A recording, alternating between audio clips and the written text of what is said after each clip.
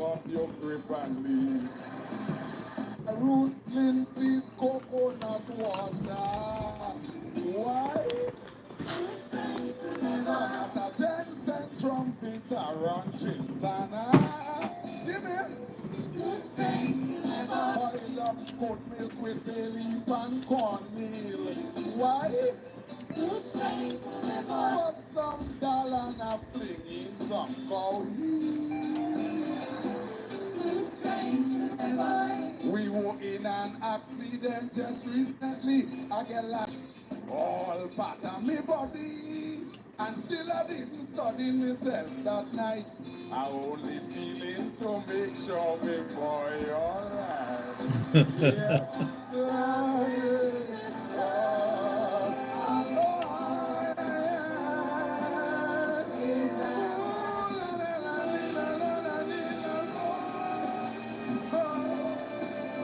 Learning to love me boy is the greatest love.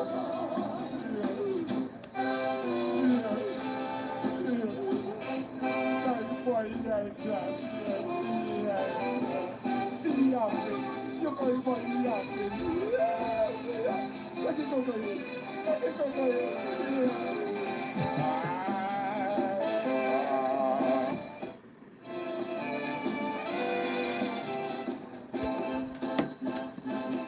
my boy always up in the night. Tested. And so why see that is problem left and right? I said she don't prep to do use your tack. Either party head, y'all all rub it back. But she say how she auntie tell she. So get the boy to sleep, put brandy in his teeth. She tries to keep brandy.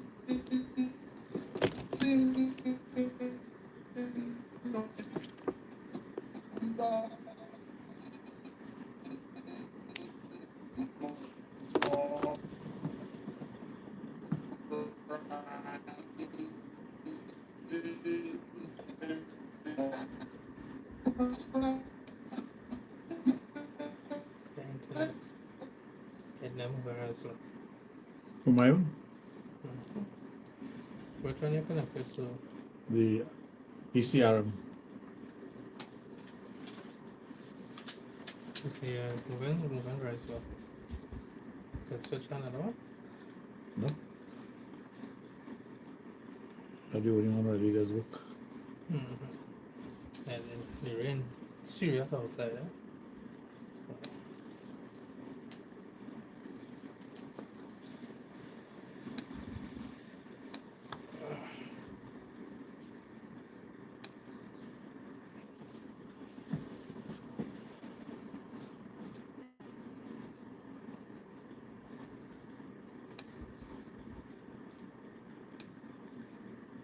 Did you intensify be mobile or digital? Huh? That is digital. Any problems? Everybody giving problem, yeah? Could be the weather. Yeah, they were. Well, that's one factor for sure.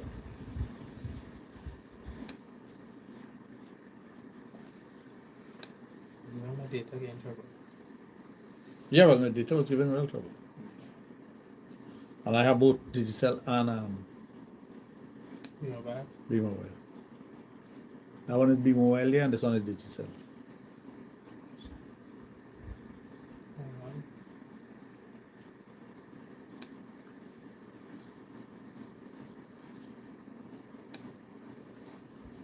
Yeah, you still play music. Yeah, because this keeps saying connected.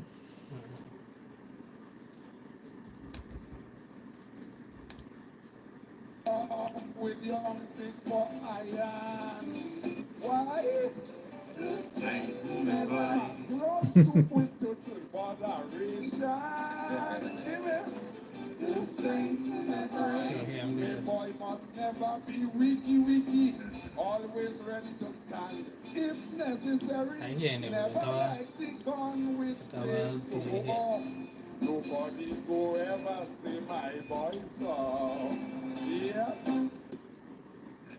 Dr. Raj, are you there with me now? Yes, I'm here. Seems like you're having some Are you hearing me? problems. Strange. Anytime, folks, you're listening and standing by for another edition of Sexplosion. Dr. Raj, I'm seeing you now. Okay, well, are you seeing me and hearing me? Somehow I'm not hearing you. You're not hearing you. I'm not hearing you at all. Check this. Have to be this. Maybe it's some wireless guy. Because everything connected.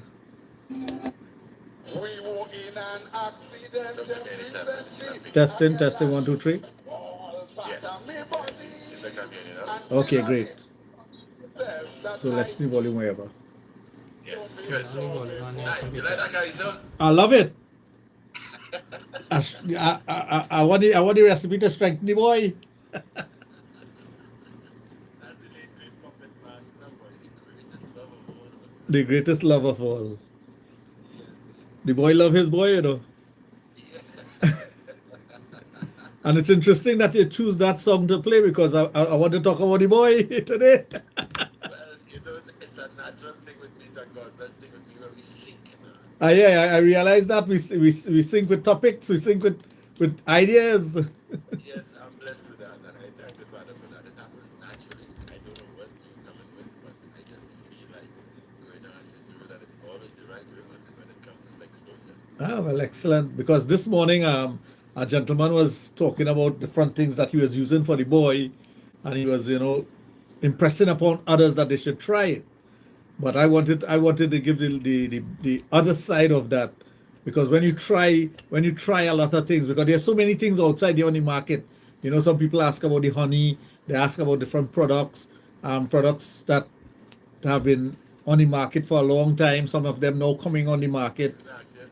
Sometimes they ask you see Alice? Yes, that too. They ask about Alice, they ask about all the others. They want to know, everyone wants a shortcut for the boy, Yes. right? And that's because they're looking to go and put down work. But Yeah. they're not studying that for months or years or days before, whatever. They're incapable of doing so because they had issues that they never dealt with it. And then suddenly somebody tell them, hey, it have so-and-so product available. And I'm using the word so-and-so product because I want to call no product. That's right. And the person will go and try it, and it will work because, first of all, psychologically, if somebody tell you this thing has worked well for whatever, you're going to think that it's going to work well for you. So psychologically, you're going to want to use it, and you're going to tell yourself it's going to work for you. Yes. So any product that is sexual, the first part of it you have to look at is the psychological part. There's always a psychological part to it. But a lot of times, when guys have erectile dysfunction or they have sexual dysfunction, their self-confidence and their self-esteem goes with it.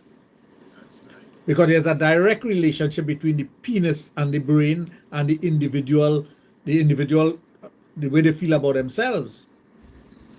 And I had today about 2 or 3 times I had to repeat this for different clients to remind them that a man who is an adult,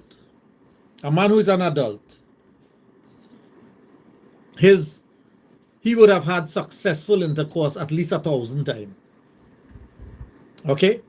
But the one time that he failed is the one thing that he's going to remember over the 999 successes that he have had. And he's going to take that into his next sexual tryst.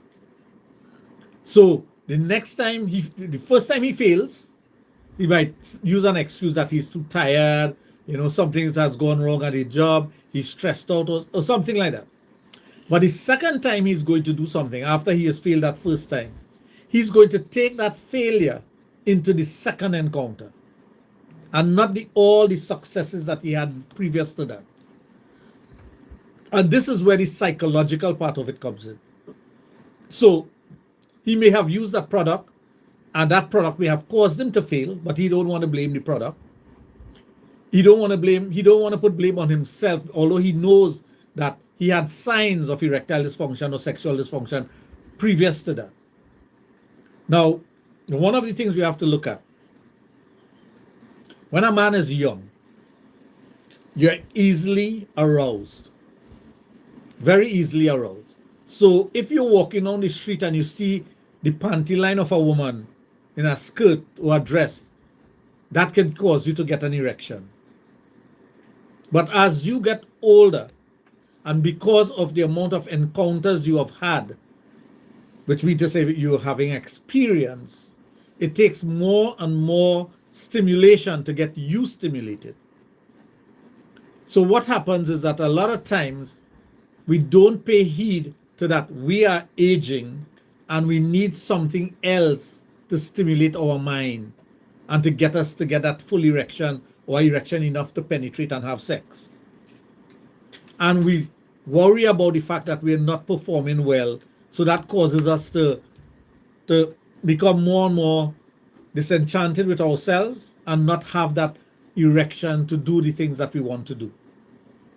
Now, I've said this many times and I keep on repeating myself because it's very important to note.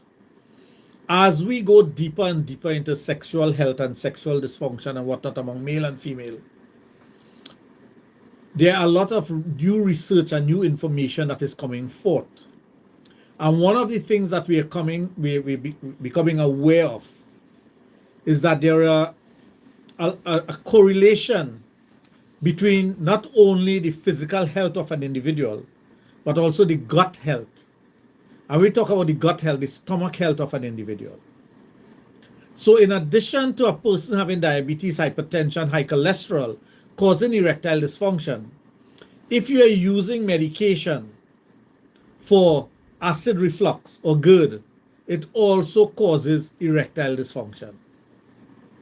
If you have an issue with your gut health, it is causing erectile dysfunction. So that is something else to add to the mix. Now let's put it this way. If you have a diarrhea, you would not be thinking about having sex, you would not have an erection. And diarrhea has to do with the gut. Therefore, if you have an issue with the gut and gut health, it is going to interfere with your ability to get a full erection and have sexual intercourse to full enjoyment. So that's something that you have to look at. Now, treating all these things takes time and effort, and you have to know exactly what you're doing because every individual is different. So there's no one formula that's going to work for you to be treated and overcome your sexual dysfunction. But when we're talking about quick fix, per capita, meaning and population, a small country like ours is one of the largest consumers of sexual dysfunction products. And that is because we're always looking for a quick fix. And one of the reasons why we have a lot of sexual dysfunction is because we live in a petrochemical country. So a lot of persons still do work in the oil and gas industry in one form or the other. A lot of persons still don't get enough night rest. A lot of persons work in chemical environments such as a service station, dealing with gas, dealing with welding, painting, spray painting, and other things that emits gases. And because we are not aware of the dangers of these things, and I've been preaching this for years, so those who have never heard me talk would not hear that these things cause erectile dysfunction. But one of the things also with us as a people is that we like to burn the candles at both ends, especially coming around Carnival, Christmas into Carnival. But we also have the excuse of the weekend warrior. Every Friday night we know what we like to do. Every Saturday night we know what we like to do. But not getting enough night rest, especially for a man in transition between that period of time when his body is producing the hormones that are necessary to have a good sex life to the time when his body is no longer producing those things, especially around the late 30s, early 40s. That transitional period, if he's the kind of person that is working in those environments that I just spoke about, not getting enough night rest, burning the candles at both ends, he's going to develop erectile dysfunction faster than an ordinary normal person who is getting all of these things. So sometimes you'll hear a young person talking about erectile dysfunction, a middle-aged person talking about erectile dysfunction, and they say it's related to the midlife crisis, which is also what we call andropause. And sometimes a man would be in his later years, a more mature individual, and he has not experienced those things as yet because he's taking care of his mind, body, and soul. He's getting enough rest. He works in an environment where he's getting a lot of movements and whatnot. So he may not need to do anything to boost his sexual prowess. But there are a lot of men out there, not only in Trinidad, and this is something that we need to note. Throughout the world, the percentage of men who are going to encounter erectile dysfunction or sexual dysfunction is 70% of the population. Therefore, if you have 10 persons in a room, the likelihood of 7 of those men having erectile dysfunction is very high. Not every time you have 10 men together, it's going to be that way. Of the population worldwide going to experience sexual dysfunction, the probability of you being in a room with 10 men, 7 of those men would have an erectile or sexual dysfunction. And these are not my statistics, this is international statistics. These are reality of what people face throughout their lifetime. And not only persons, but individuals who are not facing it, who are reading up on those things will understand what I'm talking about. It's not a doom and gloom. It is just the reality of life. It's the reality of aging. As you age, there are things that are going to change in your body. As you become older, there are challenges that you will face mentally, physically, emotionally, that are going to cause you to have erectile dysfunction. And we must accept that.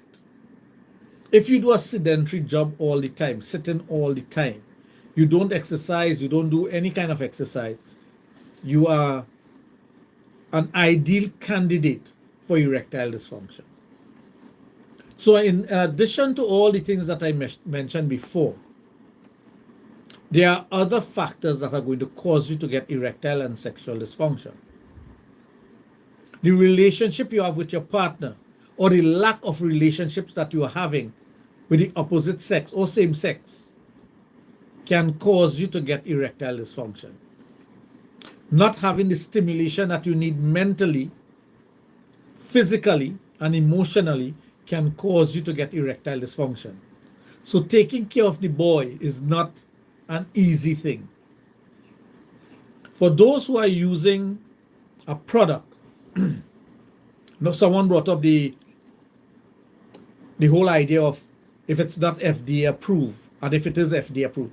If it's FDA approved, there's no guarantee that it's going to work to fix your sexual dysfunction. That's what a lot of persons don't understand. They think if you see an FDA stamp on something, it means that it's going to fix your problem.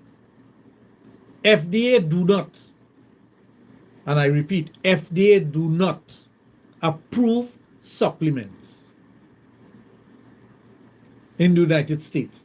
So when somebody uses FDA approval, it's the same thing with Trinidad, you know. Trinidad, we have a food and drug department, but they cannot say that the product will do what it says it does. All they want to know is what are the ingredients in the product.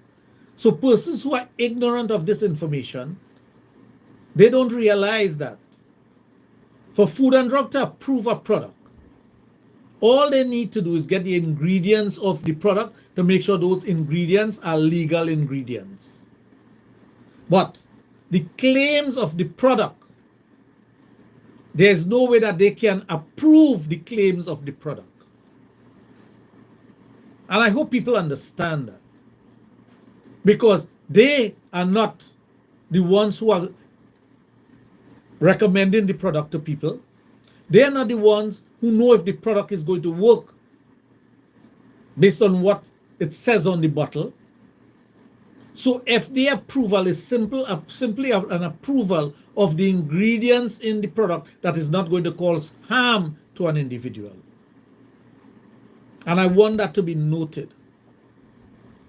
So when Food and Drug in Trinidad approve a product, they're telling you that the product does not have any ingredient in that product that is going to cause harm to any individual based on international information because Trinidad doesn't do any kind of experimentation to find out what products does, and we don't have the technology. Or they doesn't talk about FDA approval.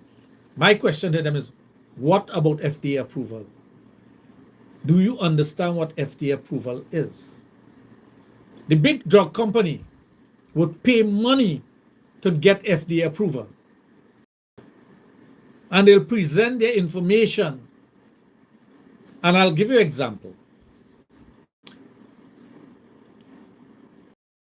Years ago, there was a product that they were selling, over-the-counter product, Rantanide, that was supposed to... Oh, right, good.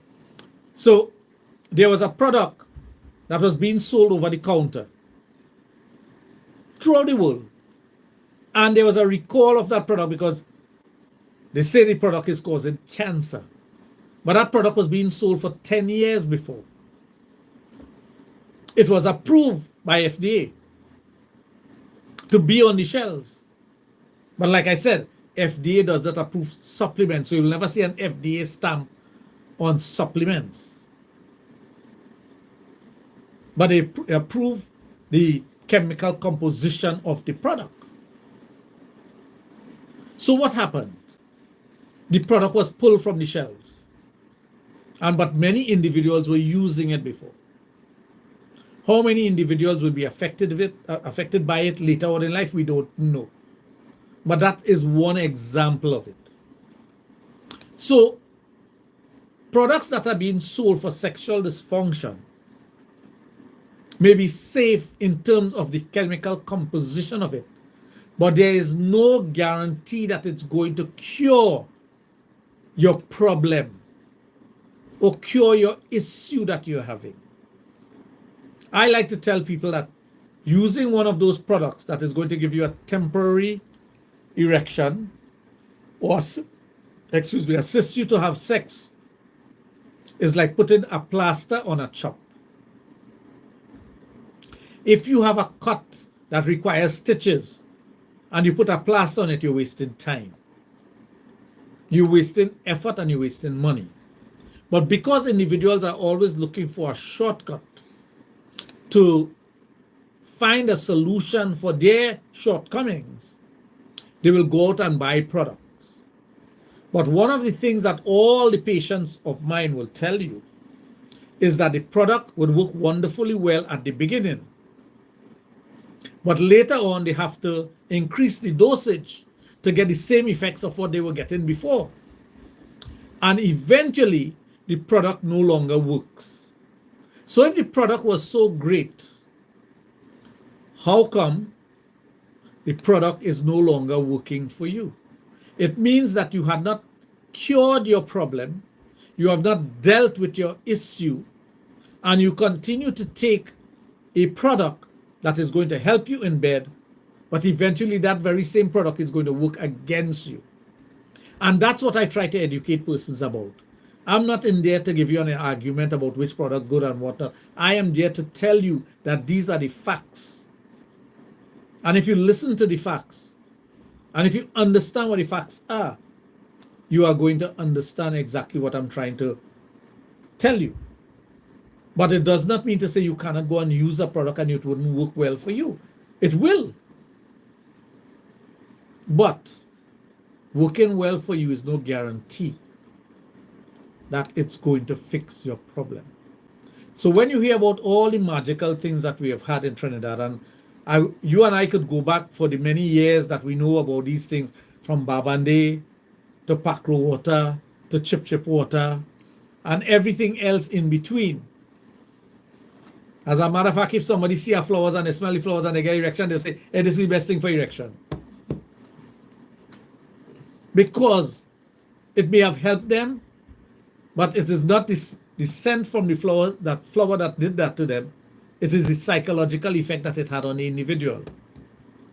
So there are many things that we talk about that, a famous thing, very famous. Peanuts is good for your back. Eat peanuts, it strengthens your back. Meaning that if you eat peanuts, you'll be good sexually. I see my partner pull out a pack of peanuts here. Well, this one is cashew nuts. But there's no correlation and no connection between eating peanuts and erection.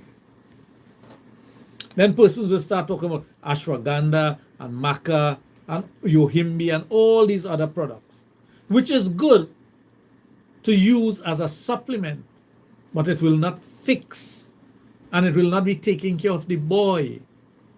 If you really want to take care of the boy, as the Calypso says, is you have to do things that are going to help you in the long run and not a temporary fix. So those who are touted, well, now the latest thing is honey. There's an infused honey in a packet that when you use this is the best thing since sliced bread for sex. How could that be?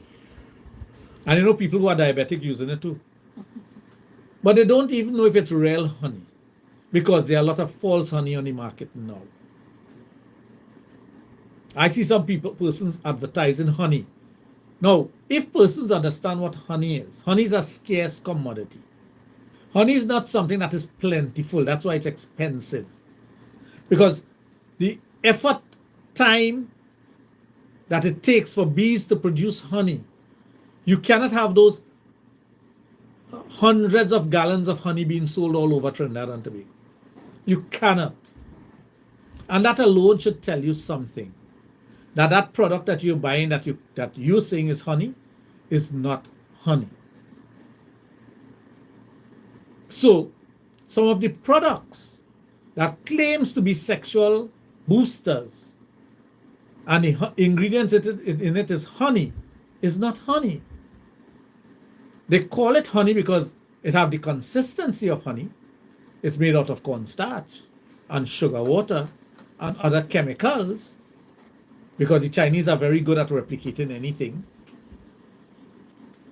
Their honey that is coming out of China by the hundreds of gallons in drums that are being shipped to Trinidad.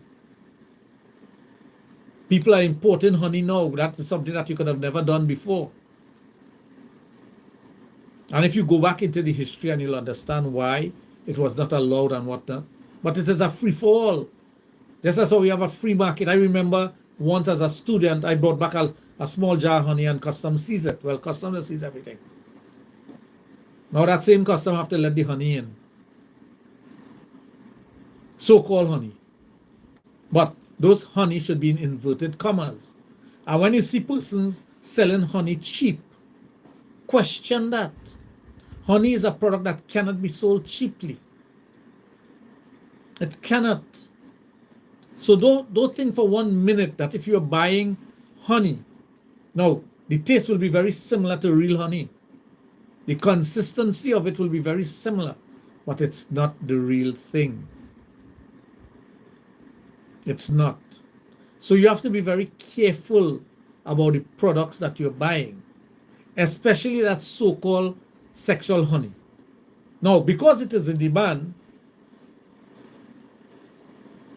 persons will sell it. I even carry it at my outlet, but I'll tell people plain, I say that don't really work. But some fellas will swear by it. They'll say, yes, boy, that honey does real work. I say, go ahead, buy it, try it, use it. If you think it's going to work, fine. But I am telling you, I'm selling it, but I'm telling you it's not going to work the way you think it's going to work. Because my job is to educate. So if you want to buy a product that is popular, and we have somebody come and they drop it and say, Dr. Raj, we want to sell this. Fine, go ahead, put it there. But I am also going to tell you it does not work. But if you want to take the chance in using the product, go ahead. And it's sold out. It's sold out. One guy came and he swear by it, and I tell him, I say, breads, there is no ingredient in that is going to work the way you think it's going to work. This new sex honey thing. And they'll tell you it's the best thing out. But again, that's the psychological effect that it's having on individual. And one of the things that they do, when certain drug came out that were essentially for sexual dysfunction, Cinderella and those things, There are companies in the world that will take the generic drug and mix it into a product of theirs and put a name to it and sell it as a sexual booster.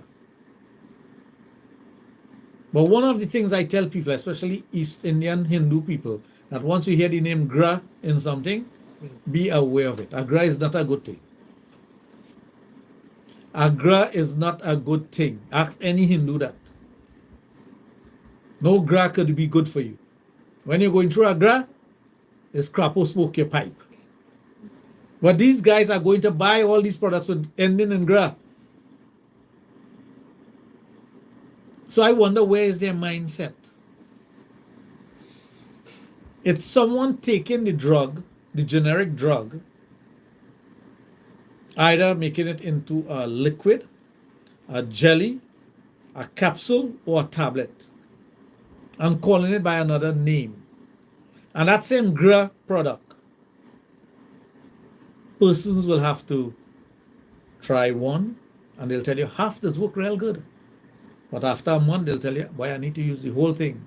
And after 6 months, they have to use 2.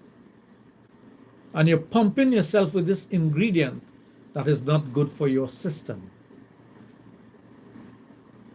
Many years ago, maybe about 10, 12 years ago, there was a Chinese businessman who was executed. You know why he was executed? False product. Yes. He was selling the powder that you get in gypsum as baby milk. So they were grinding up gypsum and selling it as baby milk. He was executed in China. But how much of that product reached the outside market? Because some Trinidadian go in there and say, hey, baby milk so cheap over here, boy. $1 can? Give me 10,000 can. I'll let go in that in Trinidad. And there are products that gets into the market in Trinidad without Food and Drug ever seeing the product.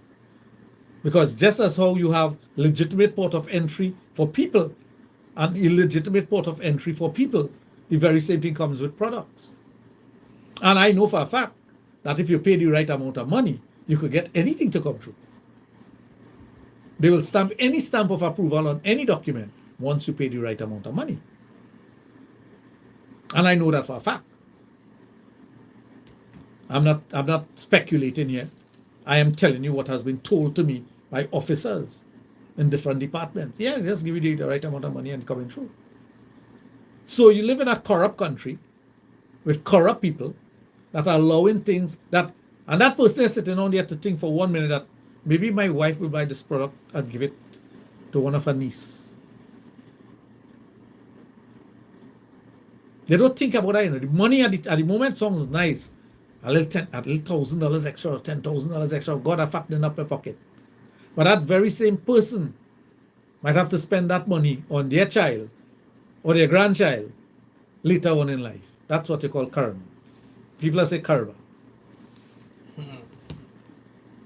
So you understand that. So all these false products, and I call them false product because it does not, there's a product that is highly advertised in Trinidad.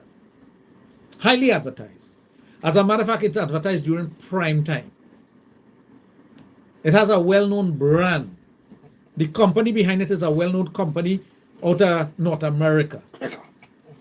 Right? And what they say it does not do for men. It cannot do that. Because you cannot ingest anything to raise testosterone level. If you have a testosterone deficiency, the only way to treat that is with hormone replacement therapy, HRT. And if people understand where testosterone came about from, testosterone is anabolic steroids. It was invented by the Germans to rehabilitate their soldiers after World War I. And we do know Germany went to war twice. And it was a fantastic product in rehabilitating people who were injured during war. And then it became very popular in the medical fraternity. But not only in the medical fraternity. Because if you can take a product to enhance your recuperative effort and enhance you as a human being, don't you think athletes will start looking for the products? So then they made products that you could use on animals that were being used in the gambling fraternity. I want my horse to be faster than your horse. What can I give my horse to be faster than your horse? That naturally they can't do it. So there were a host of anabolic steroids that were made for horses, dogs, anything that had to compete out there, whether it be illegal dog fight or whatever, it doesn't matter. And the human beings now wanted to go to the Olympics and break record, wanted to go to the World Championship and break record. And if you doubt me, just look at what happened to what's that famous athlete out of Canada who was stripped of his gold medal. Can't remember his name. Oh my God, I can't. He was a Jamaican. He broke the record, and then 2 days after they had to strip him of his medal. Anyway, it will come to me. Athletes started to use steroids to enhance their performance. The same steroids, but in a different formulation, a stronger formulation. There are steroids that are made for animals, there are steroids that are made for human beings, and there are steroids that are used for medical use and for enhancement of athletes. Now, I know what I am talking about here. I had one of the most successful gyms in Trinidad and Tobago. I've trained the top 10 bodybuilders male, the top 5 bodybuilders female, and we never use drugs. People accuse me of it, and I was the first person to bring down drug testing to Trinidad and Tobago because everybody was accusing me of it. But I know the formula to build body. So I made sure of that. Dr. Bob Goldman sent down his team down here. They did all the testing, they sent it back to Chicago, and all my bodybuilders was cleared. We had the first drug-free bodybuilding competition held in Trinidad. I held that. Can't remember the year. It would have been 1989, I think. Yeah, I think it was 1989.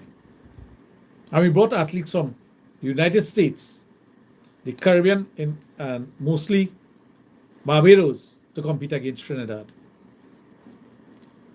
Anyway, so I know what I'm talking about.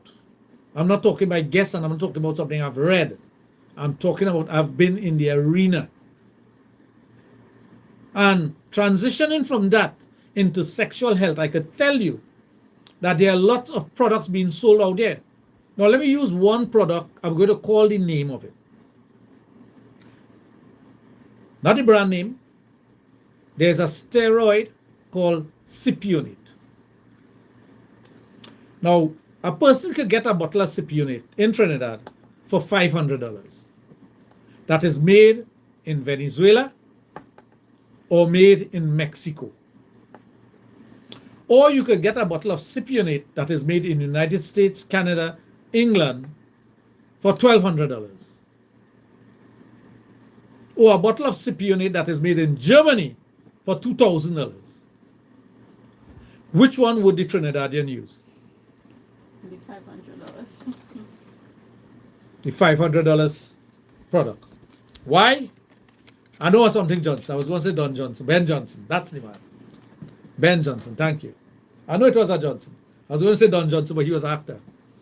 Ben Johnson. Famous athlete. Yes. So, the Trinidadian will tell himself, hey, every one of them is Cypionate, man. Let me use XYZ Cypionate. It's only $500. This man trying to choke out my eye. He's selling WWW Cypionate for $1,200. He tried to dig out my eye, man. He robbing me. You know what you're doing to yourself? You robbing yourself. Let me tell you what has happened to some of these guys who have used the $500 Cypionate. The cheap Cypionate. They get heavy metal buildup in their liver and their kidney. They end up in hospital. They don't get the gains that they're supposed to get. from using a steroid. In HRT, we try to use the best product. So you don't have the ill effects of using something that is made in a lab that is not certified, like for example in one of the Spanish-speaking countries, that comes to Trinidad through the back door. It's not checked by anybody, because as you could if you could smuggle a gun into the Trinidad, you feel you can smuggle a bottle of steroid. Think about it, In Trinidad and Tobago, people are bringing in the most sophisticated weapons. Well, they say it coming through the back door. I don't know how true it is. Right? I don't know. Because I just see the reading bonds all over Trinidad and get guns. So if a bottle of steroid is about 3 inches high, 2.5 inches high, circumference about ½ inch, Mule. and you can hide 10 bottles at that and bring it in when man is bringing whole machine gun. So that goes to show you and tell you that these things are happening. And if we bury our heads in the sand and say it's not happening, something is wrong with you. But if you, as the end user who I'm speaking to now, the end user of those products, question where it's coming from. If it's coming from a Spanish-speaking country, the lab, well, everything is in Spanish, so you can't understand what it is anyway. You cannot understand what the product is anyway. So how do you know it is the ingredients that you're supposed to be using? If you want the amount of milligram that it has in it, it's always less than the international standard. If it's supposed to be 250, they have 100. So how is that going to work for you? It's $500. So you're telling yourself, well, I can buy 5 bottles. It's cheap. But you're putting heavy metal into your body. And it's going to cause you more harm than good. It's not going to raise your testosterone as you think. And eventually it's going to damage your heart, your kidney, and your liver. Look at that book there, Death in the Locker Room and E Factor. Those 2 books, second shelf, 1, 2, 3, 4, the 4th book and the 5th book. At the top, from the top, second shelf from the top. On the left-hand side, just behind the jar. Death in the Locker Room and the E Factor. That is all about steroid. If you want to be educated about steroid, read those 2 books. And it will give you the greatest amount of education on steroids. Death in the Locker Room by Dr. Goldman and E Factor by Dr. Goldman. That same Ben Johnson. I know of persons who have met him already, where he was going to get his, what they call it, the juice. And these are international bodybuilders that I used to be talking to. And they weren't surprised when he was stripped of his gold medal. They weren't. And these are Caribbean international bodybuilders who are competing outside there. They don't compete in the Caribbean. And they would tell me that.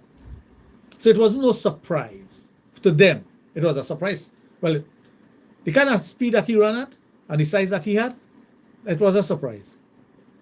He wasn't built for speed. But he had speed. So getting back to the topic at hand. So it's good for the boy. But is it the right product that you're using? That's why I don't get into arguments with persons when they put up stupidness on Facebook and whatnot, like this morning, when the guy was talking about FDA approval and whatnot. He can't understand what I'm telling him. He would never understand that. It's the same thing with the very same product that they're using. There are products that you can use that is sold, that comes from a recognized lab. It may not. No, some of the products are very expensive. And again, if you cannot afford the expense of it, you'll tell yourself, I'm not going to use it. Because it's as expensive. And if you want to use it, no. Steroids is something you should never use regularly. It has a half-life in your system. So you have to know how to administer that. You have to know how to feed the boy. Otherwise, if you overfeed him, that's why most bodybuilders, their penis and scrotum, they shrink.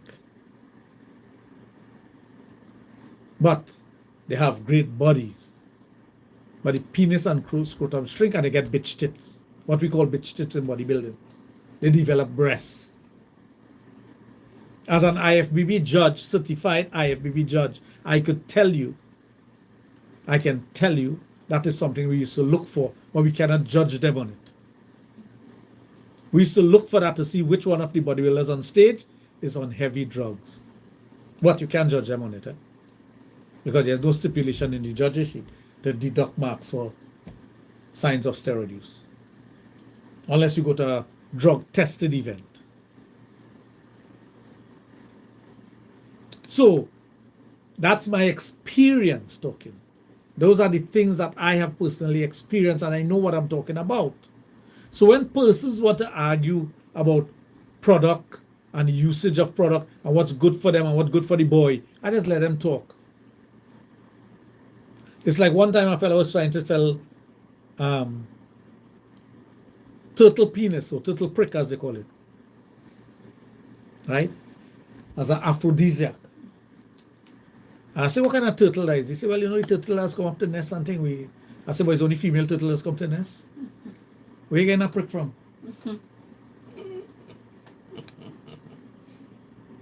Anybody ever stop to think about that? They're selling a turtle penis, but female turtle come into nest. Where's the logic? The man tell me, he said, boy, you too smart for me, yeah?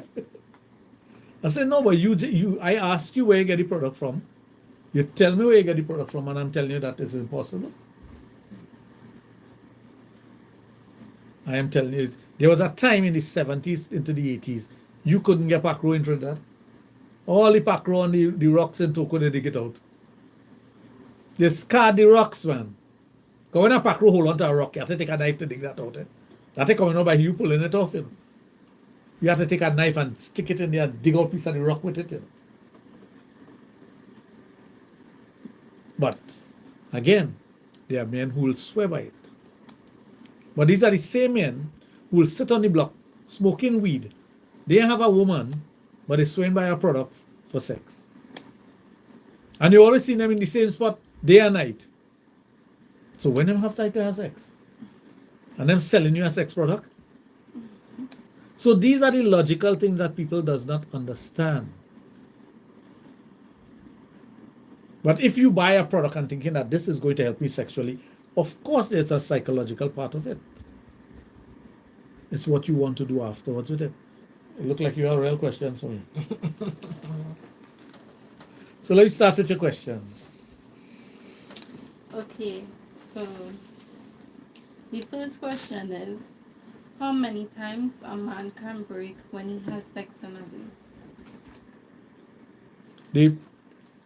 The ejaculation, you could ejaculate any amount of time as long as you could get an erection. If you're talking about sperm coming out from the penis, it's the amount of production of sperm. But after 3 or 4 times of ejaculating, a man will be so tired that he can't have sex for the rest of the day.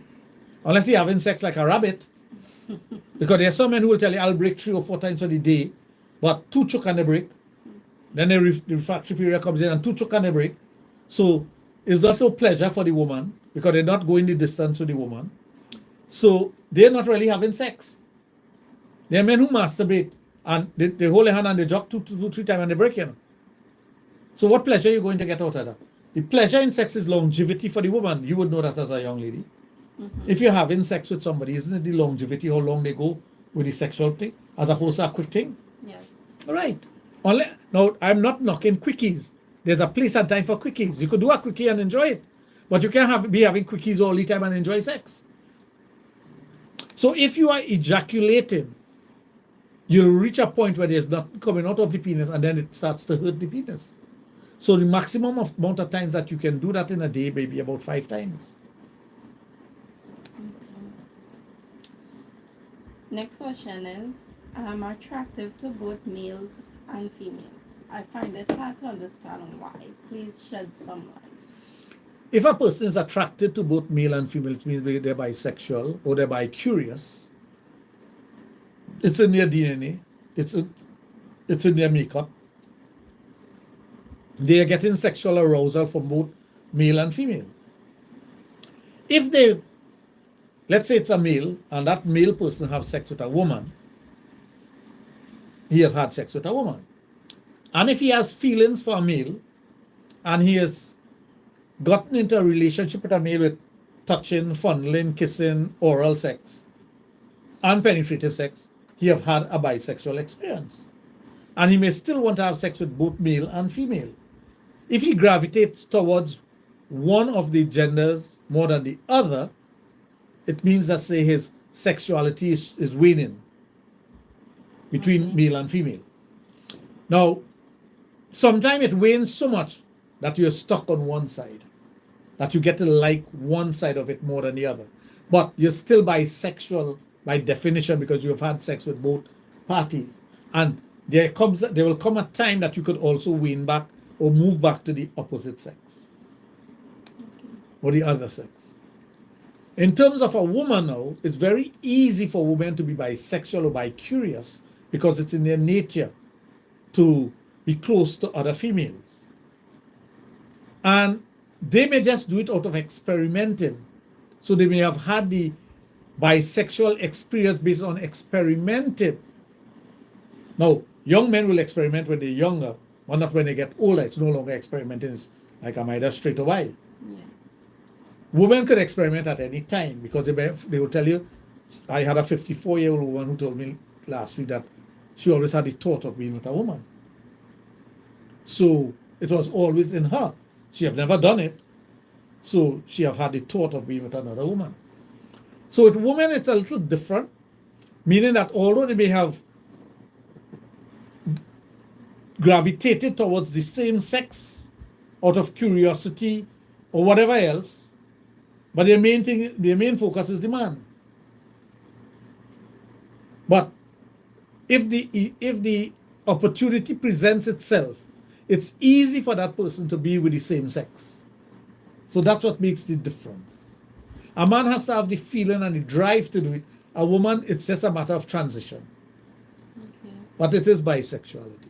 Do you think that it could confuse someone to think that they're gay? Or Of course. There are lots of confused young ladies running about in Trinidad and Tobago, young men. They question their gender. They question with this new thing that they have out with, children choosing their sex and all that. It's just confusion. And it's dotish adults that put them in that confusion. Children will experiment. And that's something I wanted to talk about. And I'm glad you brought it up. So give me a minute. Okay. When I talk about taboo things, it's to educate persons. So, children would have sexual drives. For whatever reason, I'm not God to tell you the reason. But there are young children who experiment sexually on themselves. Right? And I dare anybody to challenge that. There are children who have masturbated, they have played with themselves, they have touched themselves, and we all know of children who will exhibit a little more sexual curiosity than other children. There are children who have no interest in sex, and there are children that will always be holding the penis and shaking it and rubbing it and touching their vagina. There are children who will rub their vagina against the edge of a couch or on their teddy bear. There are boys who will do the very same thing. So there are children who will have interest in sex. You can't get away from that. And there are children who will have no interest in sex whatsoever. They have a normal childhood with no sexual feelings because it's not part of them. So when you're telling children about their gender and they shouldn't put down their gender, well, that is a stupidness that is happening in the world now. They shouldn't say the child is male or female or whatever. That's bull crap. But that's another discussion. The sexual exploration of individuals starts at different age, and three of us are sitting here, and I'm sure if I ask the question of the three of us, including myself, at what age did you experiment sexually with yourself? It will be three different ages. We weren't born in the same time. So I'm not saying your age, I'm just saying, you may say I experimented when I was 11. He might say I experimented when I was 9. I might say I experimented when I was 10. That's 9, 10, and 11, three different ages. So if you talk or do a survey with 100 children, you'll get 100 different times and ages. because we are all different and unique. But for persons to think that children don't have sexual feelings, it's very ignorant of them. Very, very ignorant. Because I've had parents bring their child to me to talk to their child about their sexual feelings or their sexual behavior. Different ages. And I know for a fact, and any sexologist will tell you that, anyone who has studied sex will tell you this. That's why sexologists have to be very open-minded and broad-minded, because we hear things that the average individual will not hear. Ask any police officer who is in the, what's that department that deals with child abuse? There's something, I forget the thing. Ask any police officer in that about children and their adventure into sex and the different ages. And they will tell you that it is a variety of ages. Now, if the adult encourages it, that is something different. But there must, no, I'm not talking about abuse here. Abuse is something different. Abuse is when someone deliberately abuses a person and sexually orients that person. That is something different. So I want police officers who in that department to think that I'm skewing it. I'm being specific here. If they dig deep into it, which some of them do because they're professional in their job, they will find out that the person had sexual behaviors or express themselves sexually at different ages. And some predator or somebody will pick up on that. And they will act upon it. Whether it be somebody in the home, whether it be a stranger, or somebody who's entrusted in the care of that individual. But you are going to find persons that have sexual feelings at different ages and brackets of age. So we have a society where we have to protect those things and whatnot. I understand that fully. But we also have to understand that there are persons, young persons out there who will experiment no matter what the laws are, no matter what we say is right or wrong, because they feel that way. And sexual feeling is something you cannot throw at the back. And I know people will say, well, pray on it.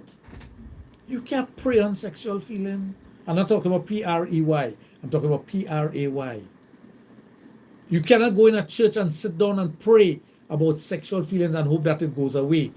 Hormonal changes in the body, your hormones are the one that's going to drive you. So if you have development of hormones in your body that drives you sexually at a young age, there's nothing you could do about that except be careful. But then how many children you could tell be careful? You tell a child don't touch a hot stove, they go touch it to see what will happen. You tell a child don't cross the road and somebody selling guava plum over the road, they've gone over the road to buy guava plum. But under normal circumstances, they will not do it, but all of a sudden, that's one of the favorite things to eat. So they cross in the road, they get bounced down. That's how children behave. So we as a society have to understand that also. A lot of adults, this discussion that we're having here, I had that explanation to an adult male, and it's close to 60 years of age. And he was in a disagreement with me when I had the conversation with him. And recently he came to me and he said, when he was explaining that thing to me, I thought he was talking stupidness. And I went home and I think about it. And I wrapped my head around it. And I realized, what you're talking about. Because we also as adults like to bury our heads in the sand and say, nah, she not like that, man. You think, if you are an observant adult, an observant parent, you can't tell if your daughter have inclination towards female or male. You could tell. Of course you could tell. But there are persons who bury their head in the sand and say, nah, that is true. I've had parents come here and say, my son like to do this and that and the other, and always doing this. I say, well, you have tendency towards same-sex relationship. But when you tell a parent that they want to kill you and they want to kill themselves and they want to kill the child, and they want to go and operate on the child to operate it out of them. Because some fool tell them that it could be operated on. I think there's a program that they do to reverse it. Reverse what? Most of it is illegal. I don't Reverse know. what? When people who adhere to those things, same-sex relationships, Yeah, but what are you reversing? they have this program where they think they're reversing it or breaking it out of the child. It's kind of like, It's torture for children. yes, Okay. I can't remember the name of it Right. now, but There are lots of individuals out there who will prey, and this is PREY, prey on gullible parents and make a ton of money and say, I will convert your daughter from being a lesbian to a straight woman. And she's like, yeah, you go ahead and try. I still want to go to Agony Box.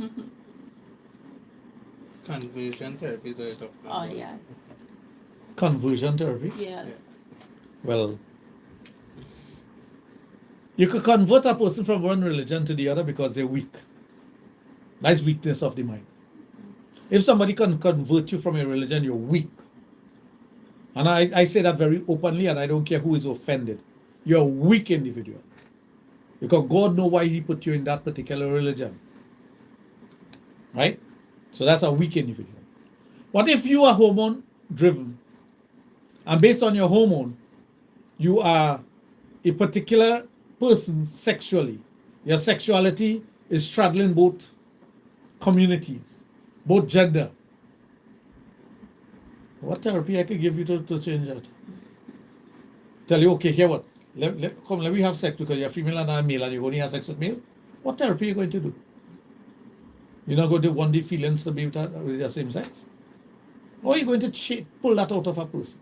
You can't. But some Don't tell me people- you're going to pray and say whatever you have to say and give him a domination you have to do and kill him a foul cock you have to kill to change it. That will not happen. And that's the reality of it. Next question. My 19-year-old daughter is sexually active and she's bitching on her private. What can be done to assist the situation? Well, first of all, she's an adult. She shouldn't be asking for your daughter. She's 19 years of age. She could go to a doctor and get a checkout. If you're 19 years of age, you're an adult. You could have sex. You could do what you want. And what she should do is go to a doctor, get a prescription to do a STD, STI test, find out what is causing the itching and get treated. That is the logical thing. The next question is, my friends and I have a bet about squirting. I say it's not real, it's urine. How could you convince the person? If you think that it's not real, it's not real. There are some people who don't believe in UFO, and there are some people who believe in UFO. There are some people who believe America went to the moon, and there are some people who don't believe America went to the moon. And having said that, we have to say congratulations to India for landing on the moon, the southern side of the moon. Very proud of it. And they're questioning whether America was ever up there now. They're looking for proof. Not India, people. Scientists, people that's questioning whether America was ever there. And they're putting forward some real interesting cases. One of it is when the cosmonauts go up in outer space and they go around the moon. That is Russian. They call them cosmonauts. Mm-hmm. And they have done that. And when they come back to Earth, they can't stand up. They're not themselves. How come the American astronaut was able to jump out of the rocket that they come back down to Earth and talking normal and walking normal?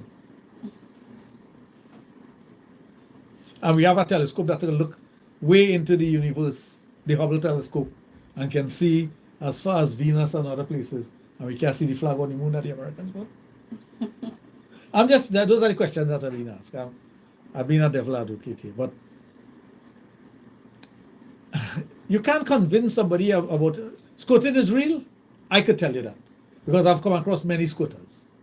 But I I've don't introduced persons to squirting also. So if the person believes squirting is not real, it's not real to them. why do some people believe it's peeing though? Well, to pee and to squirt is the same sensation. But the liquid that comes out is not of the same consistency as pee. What color? It is opaque, Mm-hmm. right? It is slimy. It is not... Anything that is watery is doesn't have a viscosity to it, a thickness. So how come there's a difference in it? Pee is pee. But there may be some pee mixed in it because there's no valve. Like a man has a valve that locks off the semen from the urine. Otherwise, urine is still semen. Women don't have that valve. So whatever builds up out there is coming out in the squirt. So it's not peeing, it's squirting. Yeah, but it have a little bit of pee in it. Yeah, well, right. I just explained that there is no valve that locks off the pee. There's no valve that locks off the urethra. So everything comes out. Nah, that doesn't smell like pee, that pee. Okay. If the person believes that, they believe that. And it does not smell like pee. Squirting does not smell like pee. It don't really have a scent to it. Nah, that smell like pee.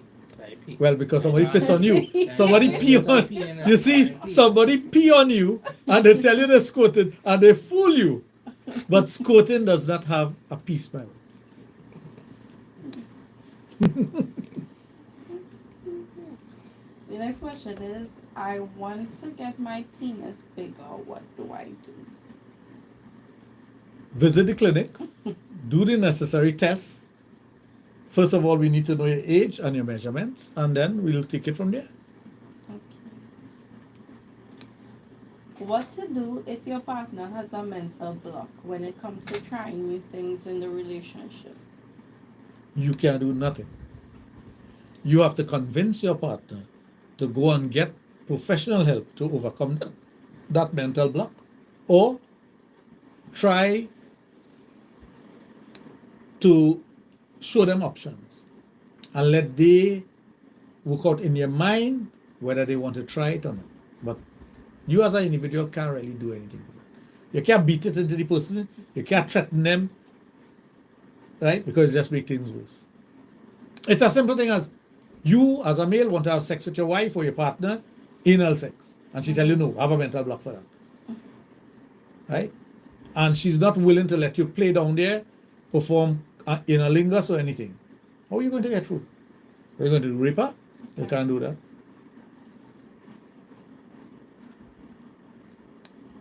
Next question is, how do you learn to orgasm, especially if you've never orgasmed before?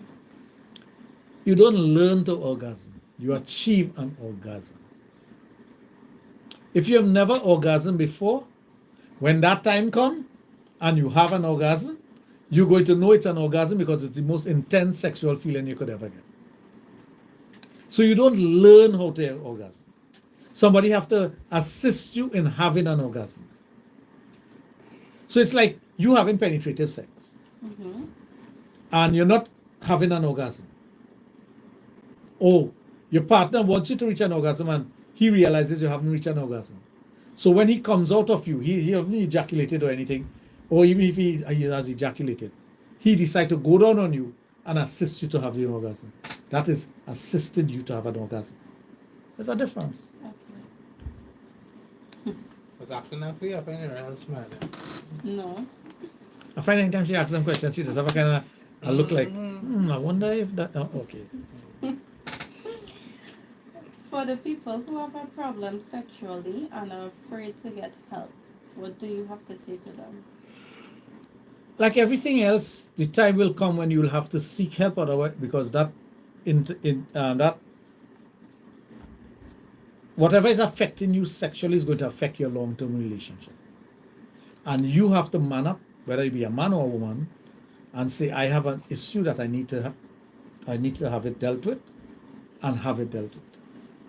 Otherwise, it's going to affect you physically, emotionally, and in your relationship.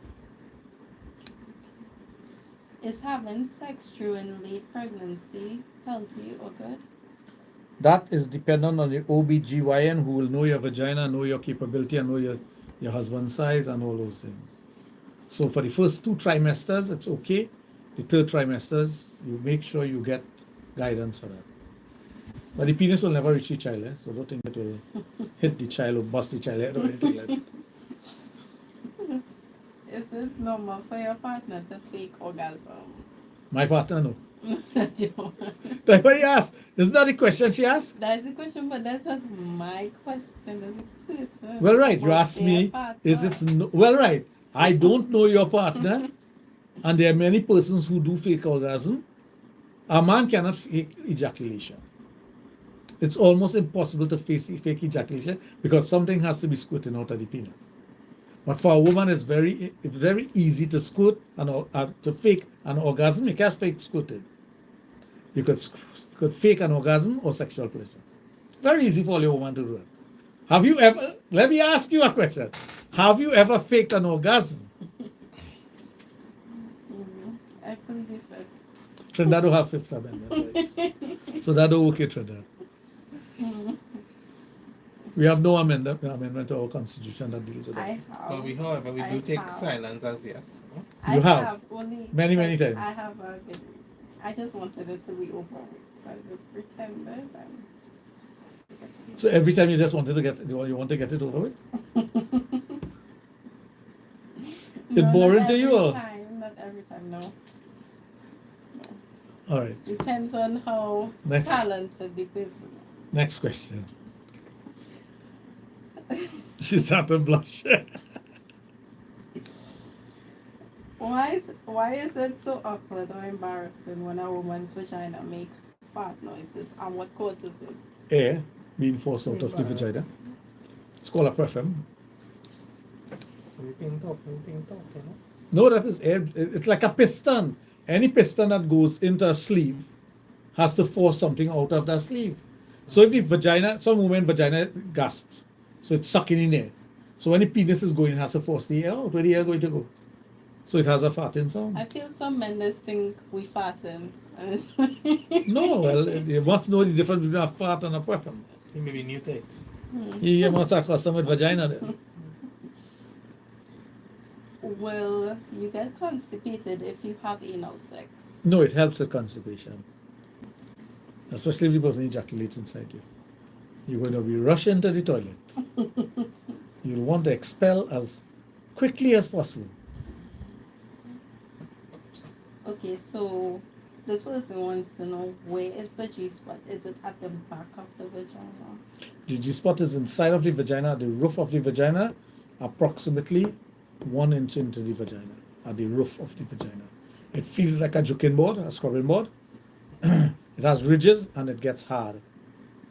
Why do many think it's at the back of the vagina? I don't know. Because they like to jam.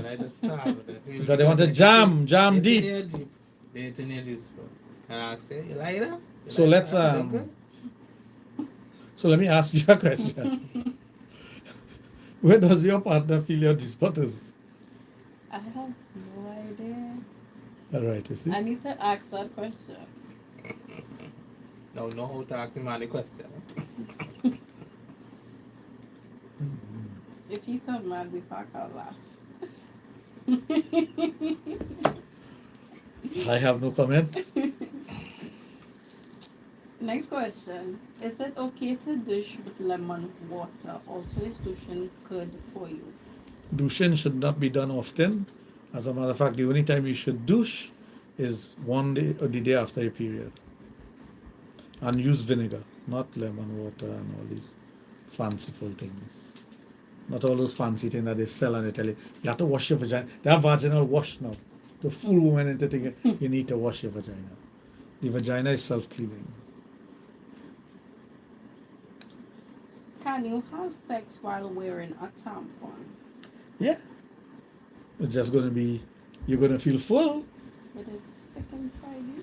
No, once you have the string to pull it out, or you get a forceps and you grab it and pull it out. You have no way for anything to stick in your vagina, you know. There's no crevice and crack and anything else for anything to go inside here and stick, you know. So get that out of your head. There's no hidden cave inside here for anything to go and hide. I'm an 18-year-old virgin. You my are? bad. Well, how I'm are an you just talking about your 18-year-old boyfriend and sex? virgin.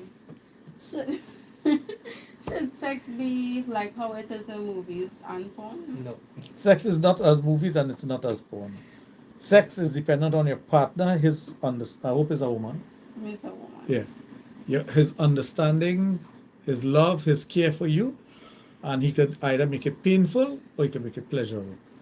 Painful means that you're not taking your time to arouse the person. You're not taking your time for the person to be properly lubricated, and you just want to stab the vagina. Pleasurable means you're taking your time and you're guiding yourself and guiding the person into the whole sexual act.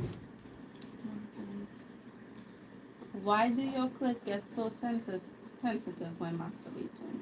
Because you're rubbing an area that have 24,000 nerve endings in one small little area less than the size of my little finger.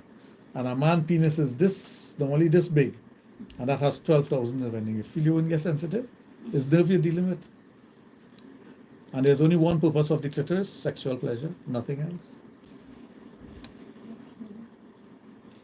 Is it okay to get food or sweets up there or on the penis when experimenting or for playing with food, or will it cause infection? It's not something I advocate because it can cause an infection.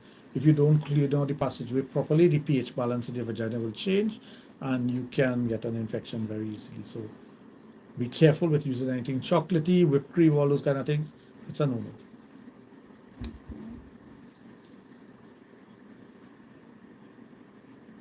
Pineapple too?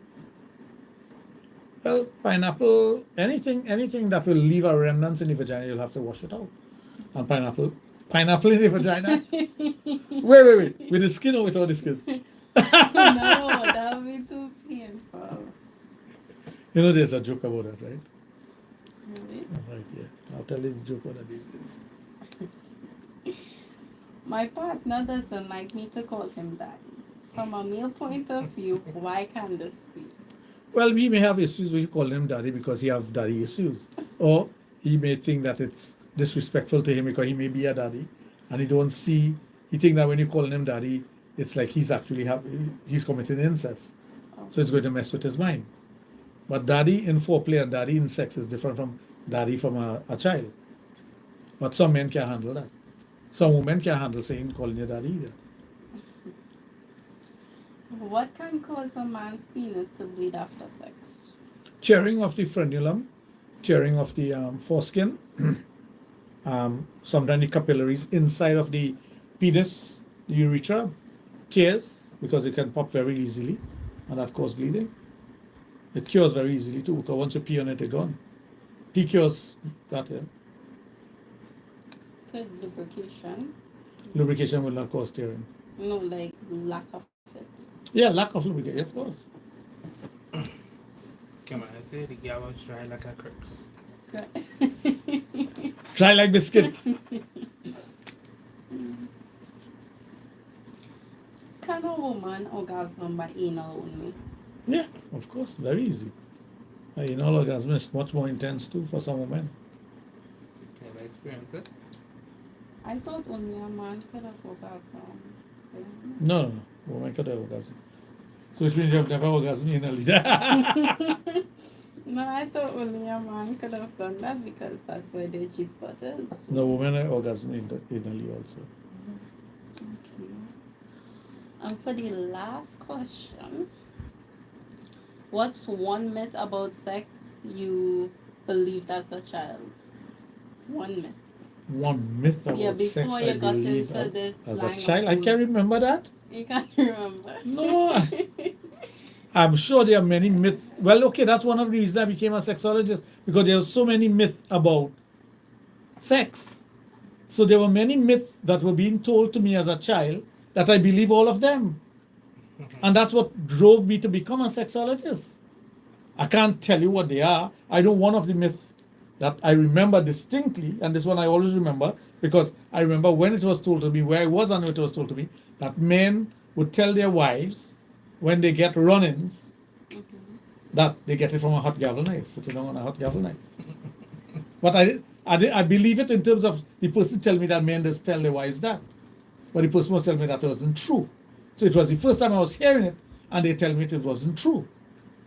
But one of the reasons I became a sexologist is because there was so many false information floating around that was being told to us as young men by other young men. We didn't know what the truth was. We couldn't know. We had no educational books on sex. We had very few exposure to porn. You talk about young boys growing up in an era in the 70s, right? just after the Black Power movement and the country being locked down and everybody trying to find their identity in terms of race. It was a different Trinidad and Tobago. People weren't really interested in sex. I tell you, when I decided to study sex, people thought I was mad. Where does a young person of my age think about studying sex? At, to the point where I wanted it to be a profession. So something had to be wrong with you. You mad? You need to go sit down and check yourself in. I've had that comment made to me already. You studying sex, boy? What is about sex? Sex nice here, but you studying it? I find that's an interesting line. Well, it is. But remember, Trinidad and Tobago in the 60s and 70s and 80s was not what anyone could imagine who were born, who's a millennial, who's Generation X, could understand that. So that's why it's very difficult sometimes to tell a person that there was a time in Trinidad that there was one television station. There was a time in Trinidad TV was black and white, and it was big like a wardrobe and heavy. They can't understand that. They can't fathom it. That you had to have an antenna on top of your house, and somebody had to be up there twisting it and turning it for you to get to see less fuzz. Not clear, less fuzz. And every evening around 6:30, all your radio channel used to go Spanish. Because Spanish station used to be cutting in into Trinidad station. But that's the reality of it. You cannot fathom that. How do you explain that? I remember taking my children on drives throughout Trinidad and pointing out to them, that is a TV antenna. Without that, we couldn't watch television long ago. There are people there, if you're going up to Medical Associates, you'll see opposite Medical Associates, there's a house still with a television antenna on top of it. Dish and stuff. No, not the dish. The TV antenna.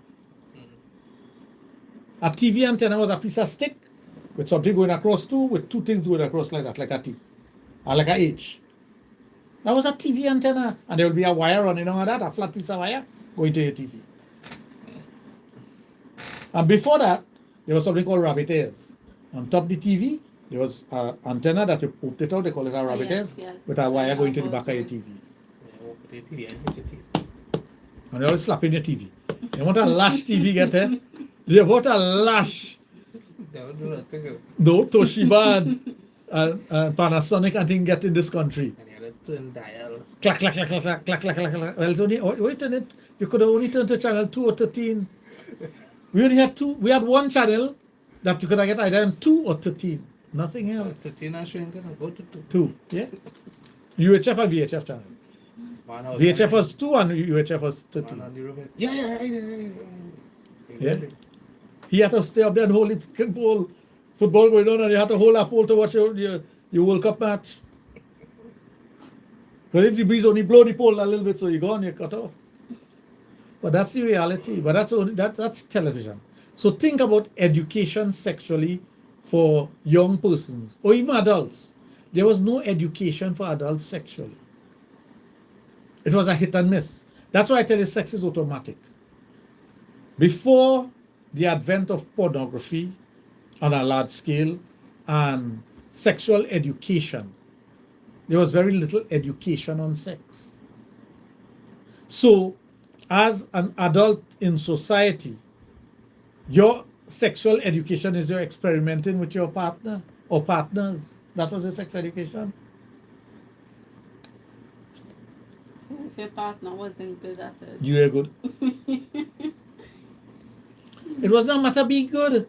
It was just a matter of getting your pleasure and you're done with that. You know, women went through that. I'm sure if you ask women in their 50s, 60s, and 70s that they didn't know about sexual satisfaction when they were a young woman in their marriage and thing. As soon as the man done break, he gone. He either go to sleep or he go on a line with the boys. And she remained there like, what just happened? Okay. My friend tell me she just feel nice. Well, oh, it's feeling nice? I don't know.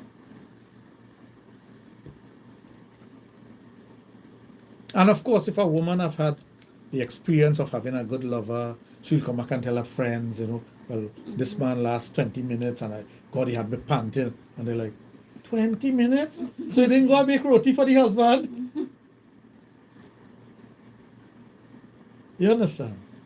It's a different era and a different way of thinking. It's hard, very hard, when I talk to young people today to get them to understand life at that time. It wasn't hard, eh? Life was beautiful. Life was wonderful. But it was different. Let me give you an example. You finish school at 2:30. You're home by 3 o'clock. Everybody walking. Nobody taking no taxi and they're working for a special maxi with a special dub and thing. You walk in. Whether you walk a mile, a half mile, or 10 miles, you walk in. From home to school. Walking was the order of the day. Right? So you walk in. You get home, you have to take out your shirt and hang it up because you know you're wearing that shirt tomorrow. You have to breeze out. You do your chores that you have to do home because your mother and them give you chores. If your mother home, you sit down and do your homework. Or you try to do your homework. Because you know why? The children outside gathering to play cricket. Or to run ball. Or to play rescue. Or to go and hunt. You want to go. You want to go. Boys and girls. Playing games. Nothing sexual. Playing games. Playing cricket, the girls and them will come and feel and they go to that one and they will take a bat. You're out to them fast, you're bowling them different. You're pelting down as hard as you're pelting the boys. Right? And everybody in the village or the street get together. So the light now comes on at 6. The street light. So we play under the street light and your mother calling you from home. Come home, Raj! And yeah, just now. And you try to stretch that come home for another half hour. But you have to do homework for tomorrow. So you better when you go home, nobody going to shower. You wash off your foot. So you either holding drain fish. So if you go on to hold drain fish, you stink with the drain water. You wash your hand and thing. And that's it. You come home, you do your homework. If they allow you to watch a little TV, you watch a 1 hour show because you say 1 hour shows are from 8 to 9. And you have to go to bed. Whether you're sleeping or not, you better go to bed. Sometimes you sleep on a pal. You know what it is to sleep on a pal? A pal is a bag on the ground. No mattress. A pal. Sometimes you sleep on a mattress on the ground. Sometimes you sleep on a bed, depending on the economics of your family. But everything was okay. It was nice. You go over by friends, the neighbor, to spend the night. All are always sleeping on the ground. They might spread a bed sheet. You know them thin ass bed sheet. They spread on the ground and you lie down on that. You're feeling no pain from no board. It's fun. Everything was fun. It was nice. You eat what your mother cooked. So if you're like, I want KFC or I want this or that, whatever she cooked that evening, you better eat it. Otherwise, you go to bed hungry. But during the day, guava in season, you pick 2 guava and eat it and you put one in your pocket for later in the night. Kaimit in season, the same thing. You climb up on the kaimit tree and eat it, kaimit on the kaimit tree. So the cane, you bust a piece of cane and you're sucking cane because you're not allowed to work with a knife. So you have to break that cane. So all these little things is what you learn. But as you are growing up as a young man or woman, you learn things. There are certain things they wouldn't allow the girls to do. When the boys going in the bush to cut coconut, no girls can go in the bush. You're making sure that. Because everybody had their sister to protect. And as you are protecting your sister, you also understand that I have to protect my neighbor's sister. So it was a camaraderie. So if your neighbor's sister, you see somebody roughing she up, you jump in there because that's your sister. And that's a fact, No fellas in the village will allow anybody to rough up one of the girls from the street, They wouldn't allow that, because that girl belongs to my street. So you can't be talking to she rough and thing. You want her ready to fight, to defend her honor. It was a defense of her honor all the time. Because she is part and parcel of the street. Whether she's same race, same religion, it doesn't matter. What matters is that it was a camaraderie with everybody. And that's how it was. You know your neighbor. If you, as a matter of fact, if you're not supposed to be home and you home, your neighbor going to ask you what you're doing home. Why you're not in school? They had a right to ask you that. But all that changed after a while. Children get managed. Went from the top of the street to the bottom of the street, everybody, good morning, Mr. So-and-so, good morning, Mr. So-and-so, good morning, Sitaram, how are you going? You have to hail them out. So if you pass 10 houses, 10 hail out, and you are bending your head and not watching the people, you have to look at them. That is what life was about, but it was good. Because everybody was one. I had on our street, I remember, every race and religion you could think about was on our street.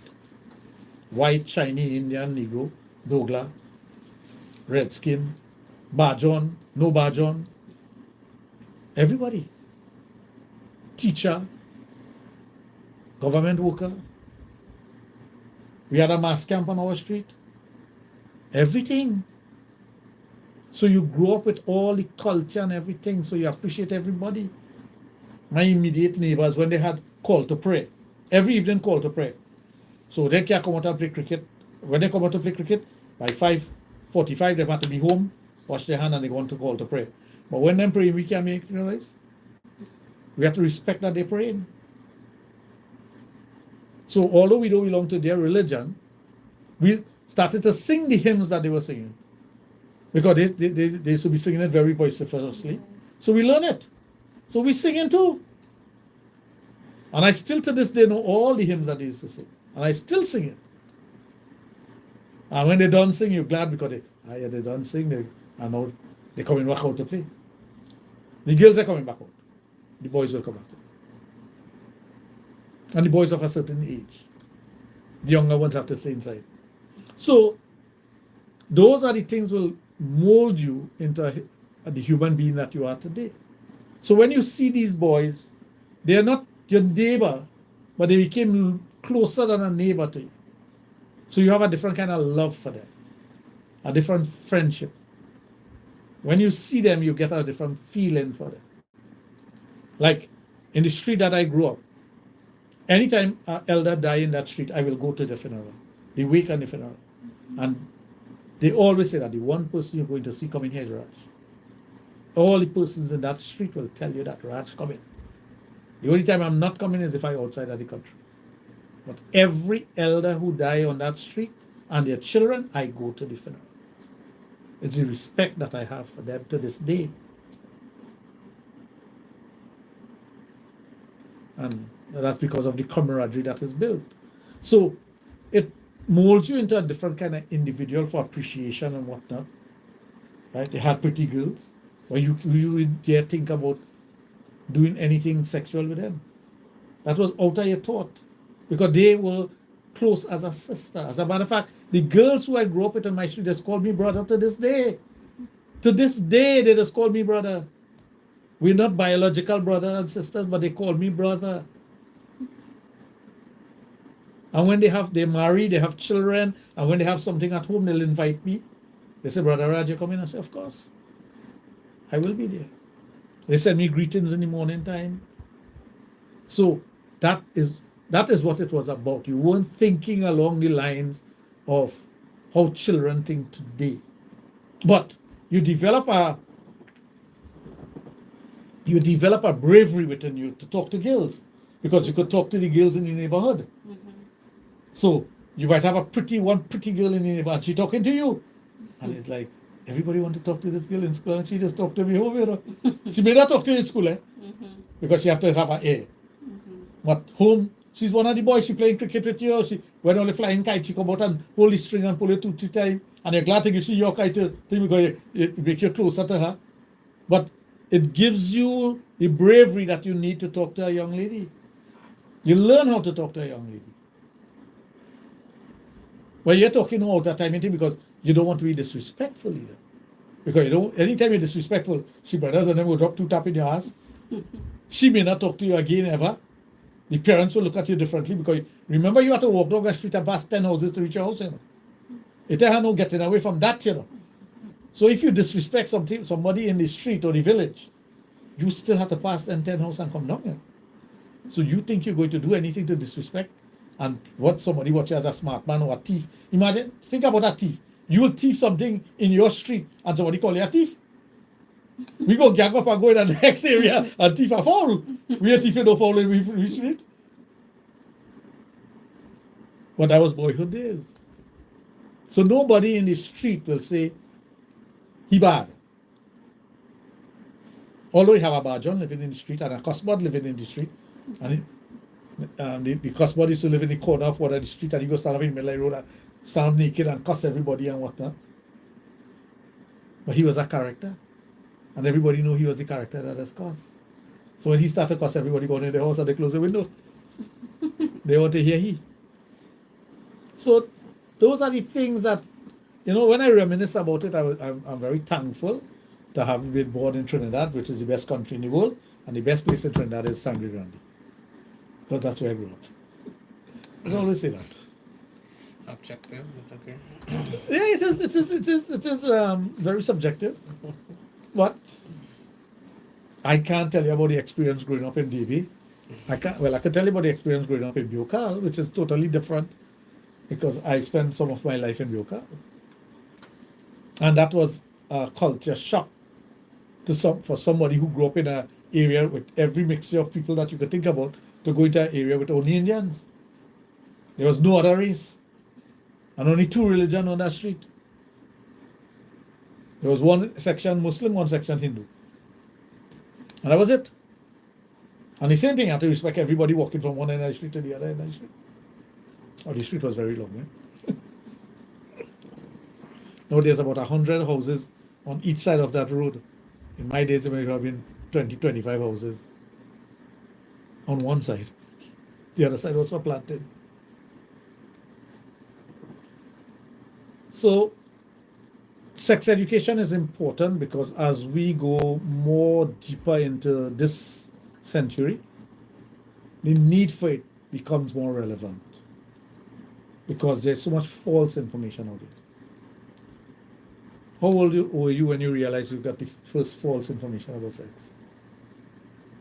And what was it?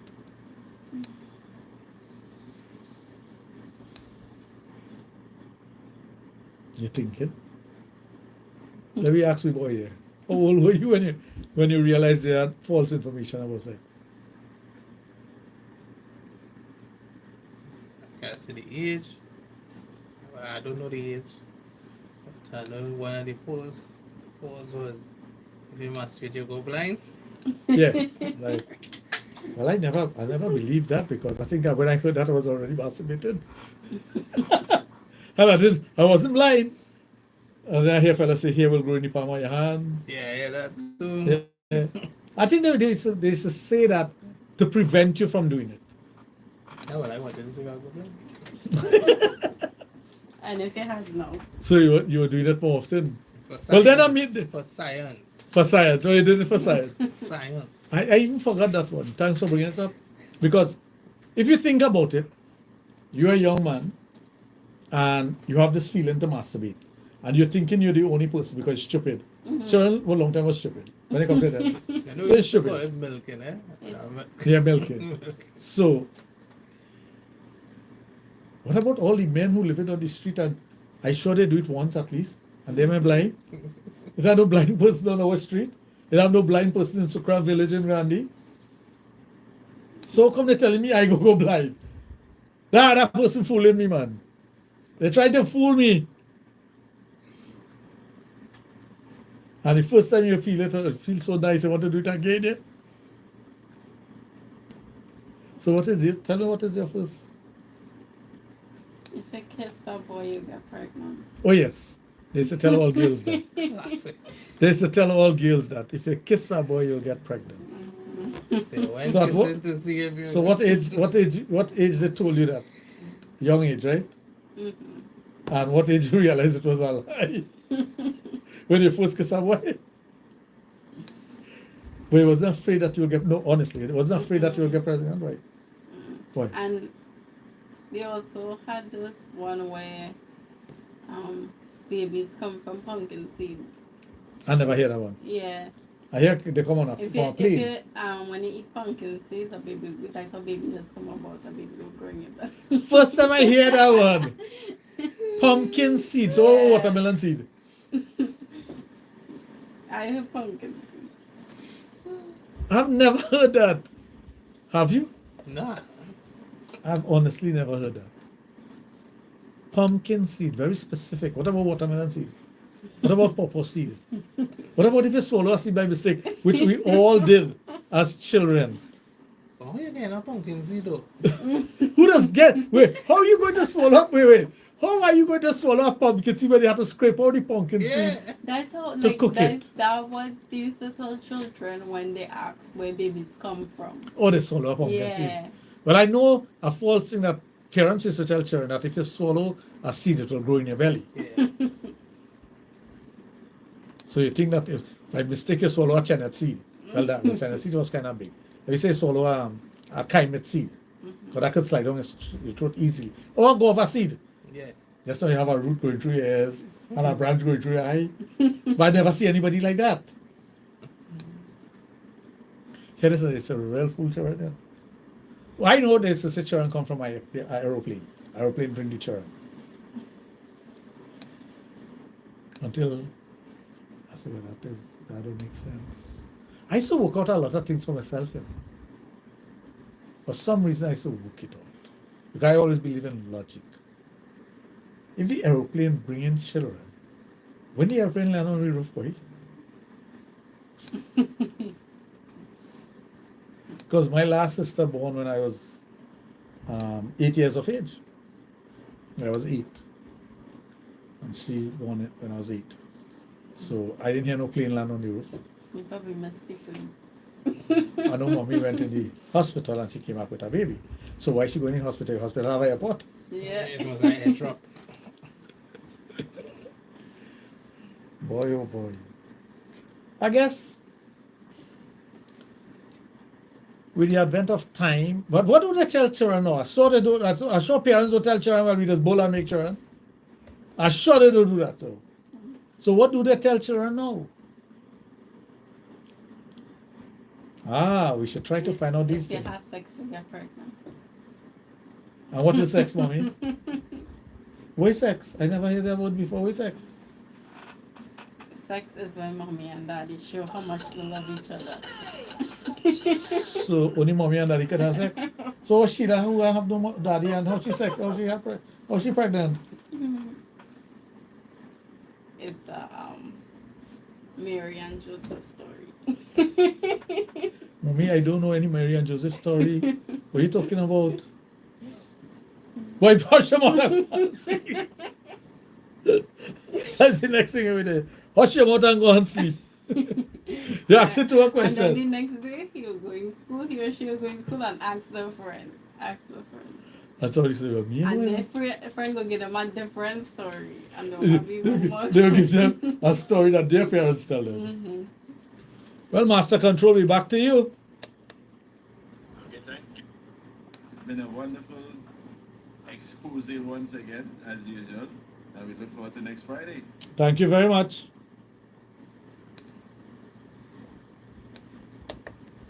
Okay, that's our edition of SEXPLOSION for today. Dr. Raj will be back next Friday. Another taste of SEXPLOSION. Oh, yes.